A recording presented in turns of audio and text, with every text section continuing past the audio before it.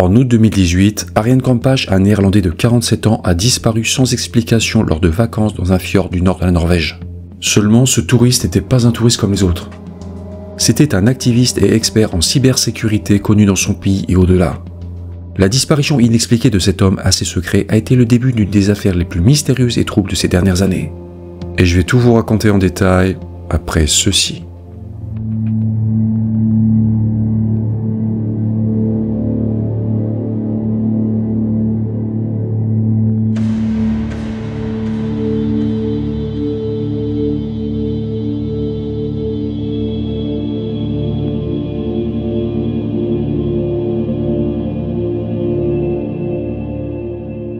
Comme annoncé dans l'intro, on va parler aujourd'hui d'une véritable énigme, l'affaire Arjen Kampach, assez peu connue en France, mais qui est très complexe comme vous allez le voir. Il s'agit aussi d'un dossier assez sensible, comme vous allez le constater, puisqu'il va être question de cybersécurité, d'espionnage de masse, de lanceurs d'alerte, de services secrets, etc. On va clairement nager en eau trouble aujourd'hui, sans mauvais jeu de mots. Ce qui est sûr, c'est que c'est une affaire passionnante, on se croirait vraiment dans un roman de policier ou d'espionnage, sauf qu'il s'agit bien de faits réels. Autant vous le dire tout de suite, il est très difficile d'y voir clair dans cette affaire, néanmoins on va tout de même essayer en toute humilité d'apporter un peu de lumière dessus. Mais avant de démarrer, je tiens absolument à vous parler de mon sponsor pour cette vidéo, un sponsor qui colle totalement au sujet d'aujourd'hui, CyberGhost VPN. CyberGhost VPN est l'un des moyens les plus sûrs de vous protéger contre les hackers et les sites malveillants. Et à notre époque ultra connectée, il devient indispensable. Parce que quand vous êtes dans votre café préféré, dans une gare ou un aéroport, vous utilisez en général un Wi-Fi public. Il faut savoir que ce genre de Wi-Fi n'est franchement pas sécurisé.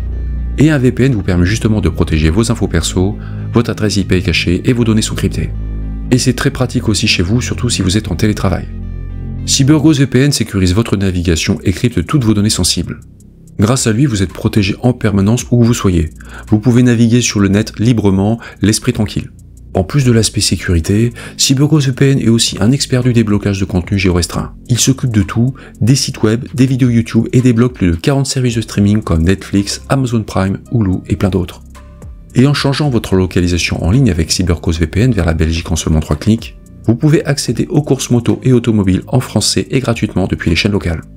Côté plateforme, il est disponible sur Apple, Android, Windows, etc.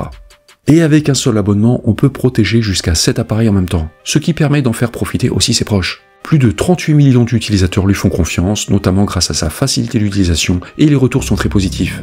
Il a 5 étoiles sur 5 rien que sur le site Trustpilot, ce qui en fait l'un des meilleurs VPN du marché. Si vous êtes intéressé par CyberGhost VPN, c'est le moment idéal pour l'essayer parce que je peux vous faire profiter d'une réduction de 83% et de 4 mois gratuits, ce qui vous revient seulement à 2,03 € par mois. Le lien de l'offre est dans la description et dans le premier commentaire épinglé. Et ça n'est pas fini, CyberGhost VPN offre aussi une garantie 45 jours satisfait ou remboursé et un support client français disponible 7 jours sur 7 et 24 heures sur 24. Alors n'attendez plus, profitez-en pour le tester. Testez CyberGhost VPN parce que vous allez voir dans la vidéo d'aujourd'hui que la cyberprotection c'est très important. En 2018, Arjen Kampach est un Néerlandais de 47 ans. Né en 1972 à Groningen, une ville située au nord des Pays-Bas, Arjen s'est passionné très jeune pour l'informatique. Et quand Internet est né, il a vite été fasciné par ce gigantesque réseau informatique mondial. Ancien architecte informatique, formateur et conseiller en stratégie informatique pour des sociétés comme IBM, Arjen est devenu un activiste et expert en sécurité informatique qui travaille de manière indépendante et aide à sécuriser les systèmes d'information d'entreprise, mais aussi du gouvernement néerlandais et d'ONG. À la fois humaniste et altruiste, Arjen Kampach s'est concentré sur l'impact social, économique et géopolitique de la science et de la technologie. Et il s'est engagé à protéger en particulier les journalistes d'investigation, les avocats et les militants des droits de l'homme. Et il les aide concrètement sur le terrain. Il forme par exemple des journalistes qui ont besoin de sécuriser leurs données, notamment sur les terrains de guerre. Et pour les aider, il a coécrit un ouvrage intitulé « Sécurité de l'information pour les journalistes » qui leur donne tout un tas de conseils pratiques. Arjen a également aidé des lanceurs d'alerte qui craignaient pour leur vie et veut aussi sensibiliser le grand public. Et en mai 2018, il fait par exemple une conférence TEDx intitulée « Défendez-vous dans le monde numérique, personne ne le fera pour vous ». En tant que professionnel de l'autodéfense numérique, Arjen veut aider les gens à protéger leurs secrets dans le monde numérique. car il a constaté comment les programmes d'espionnage, de piratage et de sécurité financés par l'État tombent entre de mauvaises mains et causent plus de tort que de bien. Car c'est un fait, les grandes puissances économiques et militaires de ce monde, ainsi que les gouvernements dits démocratiques, exercent une surveillance de masse sur leurs propres citoyens. Et ça nous le savons, car en 2013, le lanceur d'alerte américain Edward Snowden, un ancien employé de la NSA, l'agence de la sécurité nationale américaine, avait rendu public des informations classées top secrètes sur l'existence de plusieurs programmes de surveillance à grande échelle, américains et britanniques. Ces révélations avaient fait l'effet d'une bombe, obligeant Snowden à prendre la fuite après que le gouvernement américain l'ait notamment inculpé d'espionnage. En ce qui concerne Ariane Campash, il n'a rien à voir avec Snowden, que ce soit en termes de relations ou de méthode, mais il agit quand même à son propre niveau. Il affirme qu'il est temps que nous commencions tous à nous protéger en assumant la responsabilité de nos propres défenses numériques. Parce que d'après lui, l'espionnage informatique nuit à notre indépendance, à notre sécurité et à notre prospérité. Dans le cadre de ses multiples activités, Ariane travaille et voyage beaucoup, mais il prend aussi de temps en temps des vacances. Et en août 2018, il annonce justement à des amis qu'il part en congé en Norvège. Il leur annonce qu'il va en Norvège, un pays qu'il connaît bien, pour y être déjà allé plusieurs fois dans le passé. Grand amateur de randonnée et alpiniste passionné, Ariane explique qu'il va notamment aller seul au Spitsberg, une île norvégienne de l'archipel du Svalbard, située en mer du Groenland, à plus de 1000 km du continent. Le Néerlandais a déjà eu l'occasion de visiter le Spitsberg, mais il veut y retourner pour apparemment constater par lui-même l'impact du réchauffement climatique là-bas. Aux environs du 10 août 2018, Ariane Campash quitte donc les Pays-Bas. Il prend un vol pour la Norvège et se rend à Bodo, une petite ville au nord du pays. Normalement, il est prévu que le Néerlandais rentre chez lui le 22 août. Ce jour-là, il doit prendre un vol depuis Trondheim jusqu'à Amsterdam. Par la suite, les jours défilent. Et quelques jours avant son retour, Ariane annonce à ses amis son intention de prendre le train pour Trondheim à 10 heures de route, probablement pour se rendre à l'aéroport et revenir en Hollande. Seulement, il ne prendra jamais ce train. Pire, 2 jours après son supposé retour aux Pays-Bas, Ariane loupe plusieurs rendez-vous professionnels. Et jugeant la situation anormale, ses collègues et amis finissent par signaler sa disparition à la police. Les policiers néerlandais prennent contact avec leurs homologues norvégiens et les recherches pour retrouver l'expert en cybersécurité démarrent. L'enquête de police, lancée en parallèle, révèle rapidement qu'à la fin supposée de ses vacances, Ariane n'a pas pris son vol de retour pour Amsterdam. Bien entendu, les autorités locales tentent de localiser le cyber-expert, mais les recherches intensives menées par la police norvégienne et 2 enquêteurs néerlandais dépêchés sur place ne permettent pas de le retrouver. Ariane Campash s'est comme volatilisé. Et ses proches aux Pays-Bas se posent beaucoup de questions. Car ils vont apprendre qu'Ariane a passé 10 jours, soit quasiment l'intégralité de ses vacances, à Bodo, dans 2 hôtels différents. Alors que cette ville présente très peu d'intérêt touristique. C'est juste une petite ville administrative. Au départ, Ariane était venu pour visiter le Spitsberg, et il est resté quasiment tout le temps à Bodo. Ses amis comprennent alors qu'il leur a menti. Et ils ne comprennent pas ce qu'il est venu faire à Bodo, qui est plus une ville de passage qu'autre chose. En général, les touristes y restent 1 jour ou 2 maximum. Et là, Ariane y est resté 10 jours. Et on ne sait pas ce qu'il a fait exactement pendant 10 jours à Bodo, sachant que très peu de gens l'ont vu en ville. Et ses proches ne peuvent pas s'empêcher de se dire qu'il avait peut-être rendez-vous sur place avec quelqu'un. Mais qui et pourquoi? Impossible de le dire. Par la suite, les jours passent. Et l'enquête ne semble pas beaucoup avancer. On ignore toujours où se trouve Ariane Campash, qui ne donne aucun signe de vie à quiconque. Et à ce moment-là, la police norvégienne ne sait tout simplement pas ce qui lui est arrivé. Mais le 11 septembre 2018, 3 semaines après sa disparition, un rebondissement va survenir. Ce jour-là, un pêcheur fait une trouvaille inattendue dans le Saltafjorden, un fjord à environ 80 km à l'est de Bodo. Il repêche dans l'eau une sacoche contenant le passeport d'Ariane Campash, sa carte bancaire et de l'argent liquide. On a donc retrouvé des objets personnels appartenant aux disparus et des objets précieux, surtout quand on voyage loin de chez soi. Suite à cette trouvaille inattendue, la police norvégienne fait mener de nouvelles recherches dans le fjord. Un navire de sauvetage maritime de la Croix-Rouge intervient sur zone et le même jour, une autre découverte importante est faite. On découvre un kayak blanc sur une rive du fjord. Et ce kayak va être formellement identifié comme appartenant à Ariane Campash.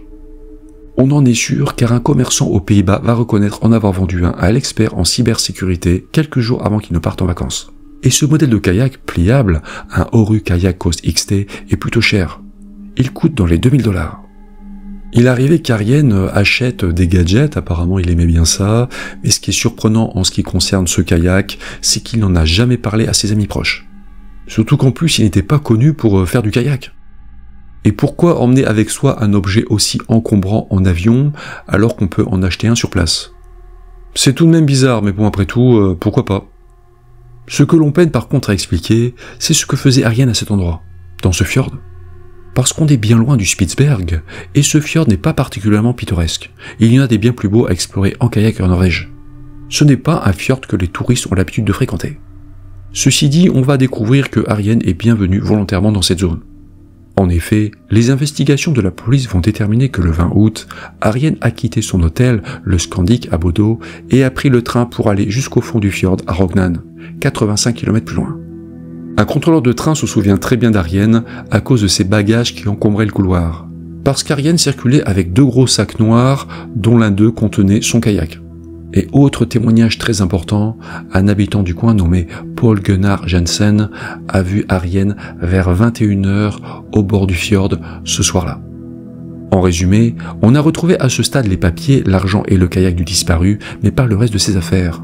Comme son autre bagage, ses téléphones professionnels et personnels, son ordinateur et les éventuelles clés USB qu'il transportait avec lui. Mais la plus grande question est de savoir où se trouve Arjen Kompas.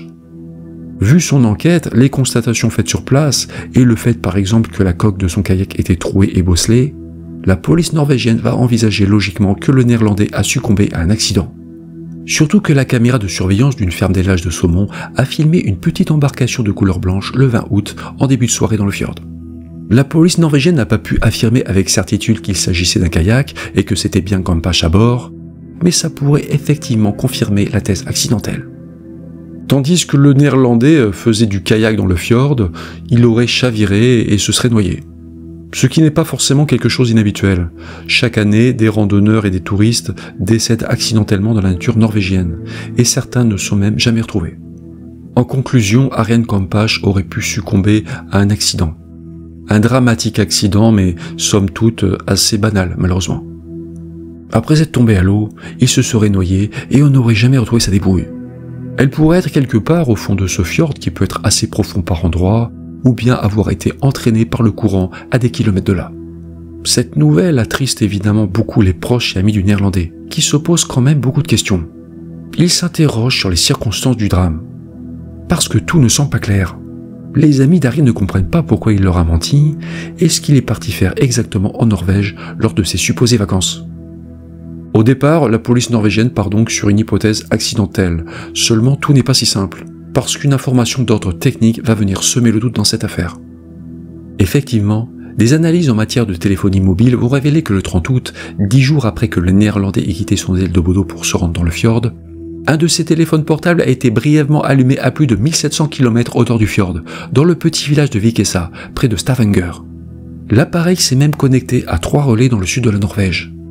Le téléphone a circulé à grande vitesse, ce qui suggère que la personne qui l'avait était peut-être dans un moyen de transport. Arjen se trouvait peut-être dans un train ou une voiture. Une fois allumé, l'appareil a chargé les SMS et messages en attente. Et ça n'est pas fini. Au bout de 20 minutes, quelqu'un a remplacé la carte SIM du téléphone par une carte SIM allemande. Et puis le téléphone d'Arjen Kompas a de nouveau disparu. Donc là, on comprend de moins en moins ce qui se passe. Mais on se dit que si le téléphone d'Arjen Kompas est allumé, c'est peut-être parce que c'est son propriétaire qui l'a fait, et donc qu'il est peut-être encore vivant. Après son accident de kayak, simulé ou non, l'expert en cybersécurité en aurait profité pour partir et disparaître dans la nature. Car la vie d'activiste est stressante, voire carrément dangereuse, vu qu'on dérange le pouvoir. Et le Néerlandais aurait pu décider de profiter de son voyage en Norvège pour passer en dessous des radars. Il était tout à fait capable de prendre une telle décision, et surtout il savait comment disparaître sans laisser de traces d'un point de vue pratique et technique. Et qu'il se serve d'une carte SIM allemande n'est pas forcément aberrant dans la mesure où Kompas avait vécu plusieurs années en Allemagne. Et hasard ou coïncidence, avant son départ en vacances, il avait justement effectué un paiement à la Deutsche Bahn, qui est la SNCF allemande. Et à l'époque, ses amis s'étaient demandé s'il n'avait pas préparé un voyage en Allemagne. Au vu de ces éléments, la police norvégienne va déclarer qu'elle maintient maintenant toutes les possibilités ouvertes quant à ce qui aurait pu arriver à Arjen Campage. Et elle poursuit 3 pistes d'enquête distinctes.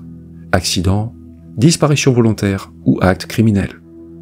En fait, les enquêteurs norvégiens sont apparemment un peu perdus, ils n'ont pas la moindre idée de ce qui a pu arriver à Arjen, mais sur internet, c'est tout le contraire. Les différentes informations relatives à la disparition d'Arjen Campage affolent les internautes, et encore plus à partir du 1er septembre, quand Wikileaks entre dans la danse. Avant de poursuivre, il me semble indispensable de faire quelques rappels sur Wikileaks, parce que certains d'entre vous ne savent sûrement pas ce que c'est.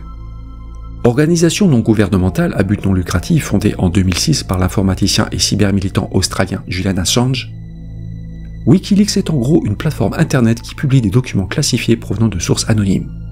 Sa raison d'être est de donner une audience aux lanceurs d'alerte et aux fuites d'informations tout en protégeant leurs sources. Et depuis sa création, plusieurs millions de documents relatifs à des scandales de corruption, d'espionnage et de violation des droits de l'homme concernant des dizaines de pays à travers le monde ont été publiés sur le site de Wikileaks. En 2010, Julian Assange, le créateur de Wikileaks, a acquis une grande notoriété en faisant des révélations sur des crimes de guerre commis par les États-Unis et leurs alliés en Irak et en Afghanistan. Et en représailles, les autorités américaines ont lancé une enquête pour espionnage contre Wikileaks et recherché activement Assange. Au cœur d'une affaire politico-judiciaire internationale, le fondateur de Wikileaks, qui risquait une arrestation et une extradition vers les États-Unis, s'est alors réfugié dans l'ambassade d'Équateur à Londres, où il a vécu enfermé pendant des années. Mais en mars 2007, Wikileaks a lancé une nouvelle bombe. Il a mis en ligne sur sa plateforme des milliers de documents très compromettants pour la CIA. Baptisée Vault 7, cette série de révélations a été la plus importante jamais réalisée par Wikileaks sur la CIA, l'agence centrale de renseignement des États-Unis qui est accusée d'espionnage de masse. Par le biais de Vault 7, Wikileaks dévoile en ligne les outils de piratage de la CIA permettant d'espionner la population chez elle, que ce soit via ses smartphones, ordinateurs, télévisions connectées, etc. Et la quantité de pages publiées dans la première partie de Vault 7 dépassait déjà le nombre total de pages publiées au cours des 3 premières années des fuites d'Edward Snowden contre la NSA. En clair, on a assisté à une fuite massive de données ultra confidentielles de la CIA. Tout ça a été rendu public alors que le public n'était pas censé le savoir, quoi. Au moment de la disparition d'Arjen Campage en août 2018, Wikileaks est donc encore dans l'œil du cyclone. Car la CIA l'a accusé ouvertement d'aider les ennemis des États-Unis, comme la Russie. Wikileaks et ses membres sont en quelque sorte considérés comme des ennemis d'État. Et on peut dire qu'ils sont dans le collimateur d'agences gouvernementales américaines comme la CIA ou la NSA.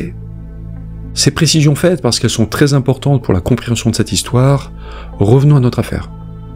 Au départ, ce sont surtout les médias néerlandais et norvégiens qui parlent de la disparition d'Arjen Campage. Mais à partir du 1er septembre, tout va changer. Car le 1er septembre 2018, le site Wikileaks tweet à ses 5 millions d'abonnés que l'associé de Julian Assange et auteur de Information Security for Journalists, Arjen Campage, a disparu. Ce tweet de Wikileaks va faire connaître l'affaire dans le monde entier et lui donner une ampleur qu'elle n'avait pas avant. Et par la suite, Wikileaks va publier d'autres mises à jour et commentaires sur l'enquête, qualifiant la disparition de Campage d'étrange. Vu les zones d'ombre entourant la disparition de l'expert en cybersécurité, Internet commence à s'affoler. Et des théories qui vont être qualifiées de complotistes ne vont pas manquer d'émerger.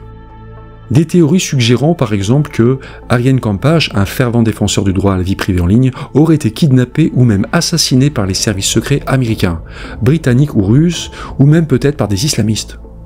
Ce qui fait beaucoup de suspects potentiels. Et parmi les autres spéculations circulant sur la toile, on peut lire aussi que Campage pourrait avoir participé à une mission secrète pour Julian Assange, le fondateur de Wikileaks, qui était en 2018 toujours coincé à l'ambassade d'Équateur à Londres. Et que Campage aurait peut-être même récupéré une partie des données compromettantes pour la CIA nommée Vault 7. Car tous les documents secrets volés à la CIA n'avaient pas été rendus publics par Wikileaks. Et ces données pouvaient tenir dans une simple clé USB. Arjen Campage aurait donc pu facilement l'emmener avec lui. Si c'est le cas, si c'est vrai, là cette affaire de disparition bascule vers quelque chose de beaucoup plus sensible. On est vraiment sur un sujet brûlant. Mais il est important de dire que, à ce stade, aucun élément de preuve ne vient étayer ces théories. Elles sont juste spéculatives. Surtout que les amis et proches d'Arjen Campage ont été très clairs. Si Ariane a effectivement rencontré Julian Assange, il n'était pas aussi proche qu'on a pu le lire dans les médias. Les amis du Néerlandais ont même accusé Wikileaks d'utiliser sa disparition à son propre profit et ont été mécontents que certains médias aient répété sans équivoque qu'Arjen Kampach était un associé d'Assange. Ancila van der List, la meilleure amie du disparu, qui a beaucoup témoigné dans les médias, a détesté l'exagération croissante des liens d'Arjen avec Wikileaks. Selon elle, il a conseillé de nombreux partis et organisations journalistiques en matière de sécurité informatique. Et à ce titre, il était également un collaborateur de Reuters. Reuters qui est en gros une agence de presse internationale, très mainstream, c'est un peu comme l'AFP en France quoi. Donc d'après son ami, Ariane conseillait beaucoup de monde quoi, et pas seulement Wikileaks. Les médias néerlandais ont quand même rapporté que le néerlandais avait aidé certains membres de Wikileaks en leur donnant des conseils pour éviter l'espionnage en ligne et la surveillance gouvernementale, sujet d'un livre qu'il avait coécrit. Mais on ne sait pas à quelle fréquence et à quelle régularité il a travaillé avec le site. Arjen Kampach n'était donc peut-être pas un proche associé de Julian Assange, tel qu'on a pu le lire sur certains sites d'information. Les mêmes sites d'information qui ont qualifié de conspirationnistes les théories selon lesquelles l'expert en cybersécurité hollandais aurait été kidnappé ou même assassiné à cause de son activisme. Vu ces informations contradictoires, mais bon, je vous avais déjà prévenu dès le début, on nage en eau trouble dans cette affaire, on n'est pas sûr du tout que la disparition d'Arjen Kampach ait le moindre lien avec Wikileaks. Ceci dit, il est quand même très troublant que Arjen Kampach ait menti à tous ses amis, et qu'il soit venu pour de curieuses vacances à Bodo, qui abrite justement une base aérienne militaire norvégienne. C'est une importante base de l'OTAN. Mais ça n'est pas tout, il y a une autre information que je ne vous ai pas encore donnée. Le plus bizarre, c'est que le kayak d'Arjen a été retrouvé à seulement 10 km de Fauske. Un site très spécial. En effet, on trouve à côté de Fauske une station d'interception des services secrets norvégiens. Un centre top secret où sont collectées et analysées des données satellitaires. Autant vous dire qu'il s'agit d'un site ultra sensible et ultra protégé. Sachant qu'on sait que la Norvège et les États-Unis coopèrent étroitement en matière militaire et d'échange de renseignements. Certains disent même que c'est la NSA qui dirige carrément les opérations là-bas. Sachant cela, on peut se demander ce qu'était venu faire en kayak Arjen Kampach à moins de 10 km de ses installations top secrètes. Et si c'est une coïncidence, elle est juste énorme. Hein. Tellement énorme qu'on peut douter qu'elle en soit une. Nous en reparlerons dans quelques instants quand nous repasserons en revue les différentes théories envisageables. Mais avant, terminons avec les faits. En août 2019, un an exactement après la disparition d'Arjen Kampach, l'enquête a été close, et la police norvégienne a conclu qu'il était mort dans un accident avec son kayak, bien que son corps n'ait jamais été retrouvé. Et en ce qui concerne son téléphone rallumé 10 jours après sa disparition, elle a avancé une explication. Un certain nombre d'affaires comme le téléphone et l'ordinateur portable de Kampach auraient été trouvés et récupérés par 2 chauffeurs routiers lituaniens. Les 2 hommes étaient en train de pêcher quand ils auraient retrouvé ces affaires. Et pensant que quelqu'un les avait jetées volontairement, les 2 routiers les auraient emportés avant de les utiliser. Voilà pourquoi le téléphone aurait activé plusieurs antennes relais le 30 août. Les policiers auraient retrouvé ces chauffeurs routiers lituaniens et après les avoir interrogés, ils ont déclaré qu'ils n'avaient joué aucun rôle dans la disparition du Néerlandais. On a donc une explication pour le téléphone de Arjen qui se serait réactivé 10 jours après sa disparition. Mais pour embrouiller un peu plus les choses, signalons que grâce à une campagne internet utilisant le hashtag FindArjen pour le localiser, des observations non confirmées de Kampach ont été signalées dans plusieurs régions de Norvège, du Danemark, de Suède et même en Allemagne. On aurait donc vu l'expert en cybersécurité un peu partout. Vu tous les éléments que je vous ai présentés jusqu'ici, et encore ce n'est qu'un résumé très simplifié de l'affaire, vous avez compris que on est face à un dossier excessivement complexe, sensible et obscur. Et bien malin qui peut répondre à la question de savoir où est Arjen Kampach et ce qui lui est arrivé. Passons toutefois en revue les principales théories envisageables. Tout d'abord l'accident qui est la conclusion de l'enquête de la police norvégienne. Dans cette hypothèse, Arjen Kampach serait allé faire une randonnée en kayak dans le Staldasfjorden, un fjord proche de Rognan. Il serait allé là pour une raison qui lui appartient, et peut-être qu'il aurait voulu en profiter pour voir de plus près la station d'interception de Fauske, par curiosité. Il voulait peut-être juste prendre des photos de loin, je sais pas. Seulement, il aurait eu un accident. Il aurait chaviré en naviguant parce que, de l'avis de tous, il n'était pas habitué à faire du kayak. Il se serait donc noyé seul dans cette eau glaciale, et fin de l'histoire. Pourquoi pas? Seulement, certains points sont suspects. Primo, commençons par dire que si cette hypothèse est vraie, Ariane serait donc partie faire une balade en kayak en début de soirée vers 21h, ce qui est quand même un horaire inhabituel. C'est un peu tard pour faire une simple promenade. Parce qu'à cette période de l'année, la nuit tombe vers 21h20 dans cette région. Donc quand il est parti, il faisait presque nuit. Deuxièmement, et ça c'est un élément plus important, son kayak a été retrouvé dans un endroit où il était peu probable qu'on le retrouve. Effectivement, les gens du coin ont expliqué que le courant aurait normalement dû l'emporter ailleurs, en gros vers la sortie du fjord. Il était très peu probable que le kayak s'échoue sur la rive où on l'a trouvé. Tertio, le kayak a été récupéré troué et bosselé, alors que ce modèle est ultra résistant. Des tests ont d'ailleurs été faits et sa coque est quasiment indestructible. Donc on ne comprend vraiment pas comment il a pu être endommagé à ce point. C'est un mystère dans le mystère. Et quarto, le plus gros problème avec cette hypothèse, c'est qu'on n'a jamais repêché le corps d'Ariane. En ce qui concerne le téléphone et les autres affaires retrouvées par les chauffeurs routiers lituaniens qui étaient en train de pêcher, ça peut aussi sembler bizarre. Moi ça m'interroge quand même parce que les chauffeurs routiers sont connus pour avoir des délais très restreints pour livrer, ils ont une vie qui est assez difficile, souvent ils roulent toute la journée, ils ont juste le temps de s'arrêter pour manger, pour dormir, et je suis pas sûr qu'ils aient souvent le temps de s'arrêter pour pêcher comme ça en pleine nature. Et en admettant que ça soit vrai, il est aussi étonnant qu'ils aient inséré une carte SIM allemande dans le téléphone d'Ariane. Pourquoi n'ont-ils pas inséré une carte SIM lituanienne? Mais il y a peut-être quand même une explication envisageable, car s'ils devaient rentrer en Lituanie par la route, ils devaient passer forcément par l'Allemagne. Voilà pourquoi ils auraient peut-être utilisé une carte SIM allemande. Donc pourquoi pas? Si Ariane Campach avait été une personne normale, la thèse accidentelle aurait été la plus logique, mais ça n'était pas le cas. Ariane n'avait rien d'une personne normale. Voilà pourquoi il faut étudier une autre piste, celle de la fuite volontaire. Parce que comme déjà dit, la vie d'activiste est fatigante et aussi dangereuse. Ariane Campach était une personne engagée dans des combats qui lui semblaient importants pour la démocratie, et il savait qu'il prenait des risques. Le néerlandais, vu ses activités, devait être certainement soumis à un fort stress, et peut-être qu'à cette période de sa vie, il a éprouvé le besoin de changer de vie.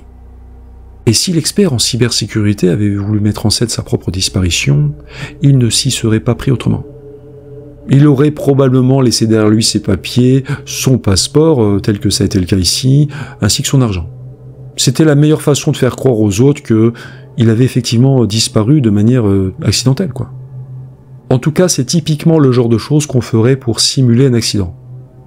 D'après ce que j'ai compris, Ariane était un homme assez imprévisible, et probablement aussi secret.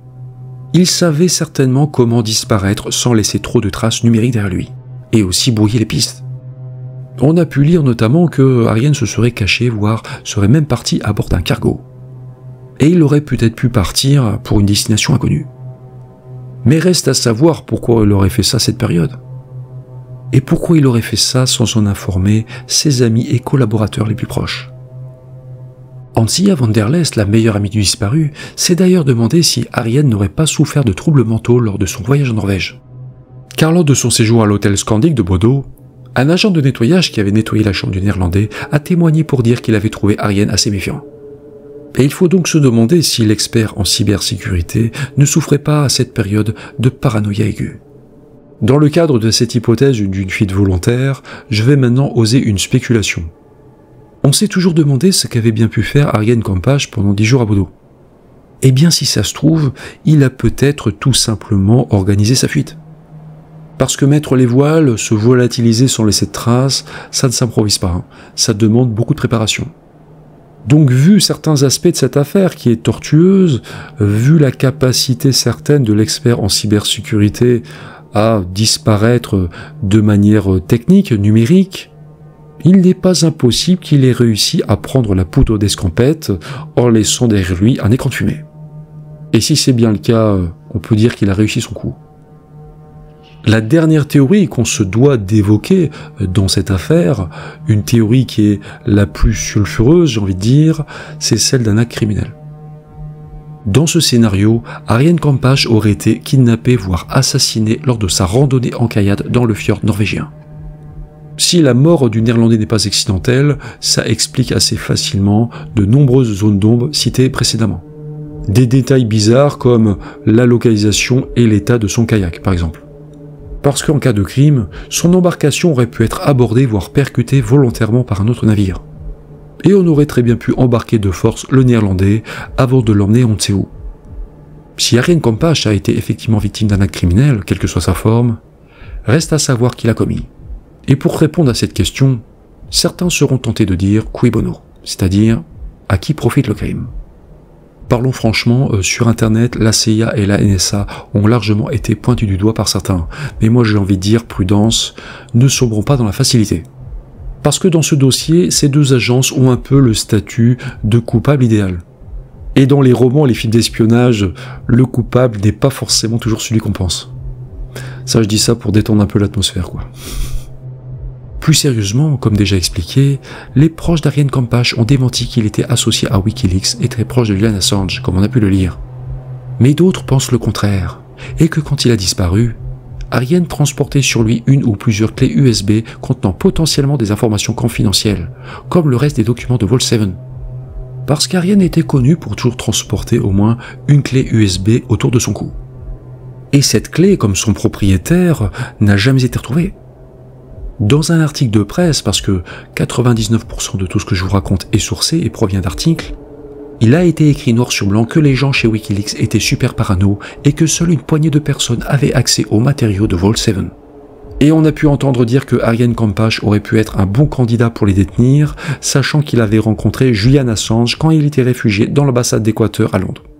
Mais bon, il ne s'agit que de pure spéculation. Cette information n'a jamais pu être prouvée. Évidemment, si Ariane Campach transportait sur lui ces informations confidentielles, il était en grand danger.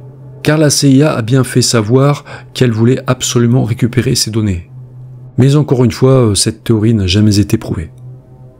À vrai dire, on ne sait pas, et même ses amis l'ignorent, si la CIA ou d'autres agences de renseignement étaient effectivement après Ariane Campach. Mais il faudrait quand même être extrêmement naïf pour penser qu'il n'était pas surveillé d'une manière ou d'une autre. Car vu son statut d'activiste et ses divers engagements, il était très certainement surveillé. À commencer par les services de renseignement, les services secrets de son propre pays. Parce qu'on le veuille ou non, il devait certainement en déranger plus d'un par ses actions. On va maintenant parler d'un point qui est vraiment très important dans ce dossier, qui est très tortueux, mais bon, rassurez-vous, on approche de la fin de l'émission. L'une des rares choses qui me paraît assez certaine dans cette affaire, c'est que Ariane Campach est allé volontairement dans le fjord où on a retrouvé son kayak. Et là, il y a deux possibilités. Soit il avait l'intention de rester seul dans ce fjord, il avait peut-être juste envie de voir la base de Fauske, ce qui est quand même une drôle d'idée vu son profil. Car cette station d'interception est un site hautement stratégique qui est protégé et sécurisé. Et en s'en approchant de trop près, il risquait de sérieux problèmes. Et c'est peut-être ce qui est arrivé. Dans ce cas, il n'aurait pas eu affaire à des agents de la CIA, mais plutôt à une équipe de sécurité de la base de Fauske, par exemple. En ce qui me concerne, je n'y suis pas allé, mais je suis certain qu'il y a tout un tas de capteurs, de moyens de détection d'intrus autour de ce centre d'interception qui est vraiment ultra protégé. Et si Ariane s'est trop approché de ces installations, il a très certainement été repéré et peut-être contrôlé. Et il est possible que le contrôle d'identité ait mal tourné. Ça se serait mal passé et on aurait camouflé tout ça en disparition pour ne pas faire de vagues. Donc ça, c'est une première hypothèse. Une hypothèse personnelle, complètement spéculative, attention, mais qui pourrait quand même tenir la route. La seconde possibilité, c'est que Ariane Campach n'avait pas l'intention de rester seule dans le fjord, mais avait rendez-vous avec quelqu'un sur place. Peut-être pour échanger des informations. Mais encore une fois, ça semble un peu étrange comme lieu de rendez-vous. S'il cherchait un endroit discret, c'était loupé. Il pouvait faire ça ailleurs qu'à moins de 10 km d'une station d'interception des services secrets norvégiens. Quand on réfléchit, ça n'a vraiment pas trop de sens de faire une chose pareille, à moins que Ariane Campach soit tombée dans un guet-apens. On l'aurait fait venir à cet endroit et il serait tombé dans un piège organisé par on ne sait qui. Et pas forcément par des gens de la CIA, ça pouvait être n'importe qui, ça pouvait être des Norvégiens appartenant par exemple au service secret, ou alors pas du tout, hein, c'était peut-être tout simplement des locaux ou des gens avec qui Ariane avait été en contact sur Internet. Et là, on ne peut guère aller plus loin dans les spéculations faute d'éléments. Aujourd'hui, et même si Ariane Kampach est présumé mort dans un accident de kayak en Norvège, certains croient qu'il est toujours en vie quelque part, et que l'expert en cybersécurité hollandais reviendra peut-être. C'est tout ce qu'il faut espérer, cependant, ils sont de moins en moins nombreux à mesure que les années passent. En tout cas, les meilleurs amis d'Ariane ne veulent pas l'oublier, car s'il est toujours vivant, ils n'ont pas envie de l'enterrer trop vite dans leur esprit. Voilà, c'est la fin de cette vidéo sur cette affaire très trouble. On s'est fait des nœuds au cerveau pour essayer d'y voir clair. Mais bon, c'est vraiment une affaire qui est passionnante et j'espère que vous avez eu plaisir à la découvrir. Je vais vous laisser vous faire votre propre opinion sur ce dossier. Vous avez toutes les cartes en main, donc à vous de vous faire votre propre avis. En ce qui me concerne, je suis content d'avoir parlé de cette affaire aussi parce que je connais la Norvège, j'aime beaucoup ce pays où je suis allé en août 2017 et c'était environ un an avant la disparition d'Ariane. Et hasard ou coïncidence, je connais en plus Bodø parce que je suis allé aux îles Lofoten et on accède à cet archipel depuis la ville de Bodø. J'avais campé une nuit à Bodø et j'avais passé une très mauvaise nuit à cause des avions de chasse parce que il y a effectivement une grosse base de l'OTAN sur place et j'avais passé une très mauvaise nuit, réveillé par les réacteurs, tout ça, ça avait été infernal. En tout cas, la Norvège est un très beau pays, elle a la réputation assez tranquille, mais l'affaire d'aujourd'hui nous prouve qu'il ne faut pas toujours se fier aux apparences. Si vous avez votre propre théorie dans cette affaire, n'hésitez pas à faire comme d'habitude et à la partager dans les commentaires sous cette vidéo, c'est souvent intéressant de vous lire. Si vous avez apprécié cette vidéo, je vous remercie évidemment de mettre un pouce en l'air et aussi de partager cette vidéo sur les réseaux sociaux ou ailleurs, où vous voulez.